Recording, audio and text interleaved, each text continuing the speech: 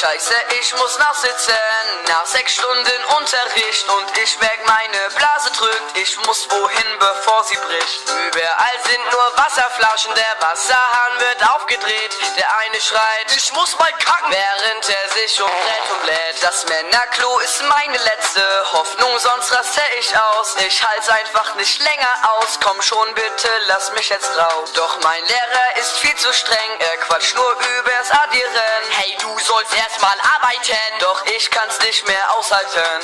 Hey, du Lappen, ich muss mal aufs Klo, also lass mich bitte gehen, sonst mach ich mir in die Hose. Hey, du Lappen, ich muss mal aufs Klo, also lass mich bitte gehen, sonst mach ich mir in die Hose. Nein, nein, nein. Nein, nein, nein, nein, nein. Nein, nein, nein, nein. Das kann nicht sein. Nein. Du sollst erst mal arbeiten. Komm, mach die Aufgaben. Ich kann aber nicht mehr halten, sonst werd ich auf den Tisch pinkeln. Ich pinkel dir gleich in den Mund, doch das ist sicher ungesund. Also fang an zu arbeiten, denn sonst wirst du noch leiden. So, jetzt reicht's aber mal!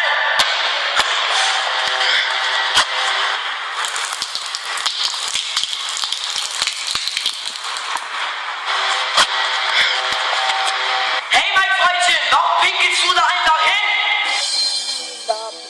Mal aufs Klo, also lass mich bitte gehen, sonst mach ich mir in die Hose.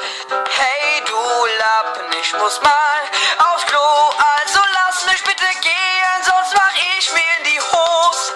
Hey, du Lappen, ich muss mal aufs Klo, also lass mich bitte gehen, sonst mach ich mir in die Hose.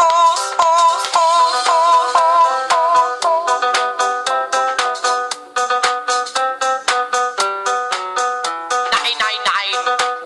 Nein, nein, nein, nein, nein. Nein, nein, nein, nein. Das kann nicht sein. Nein.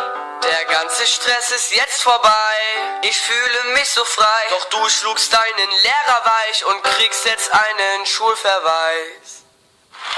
Scheiße.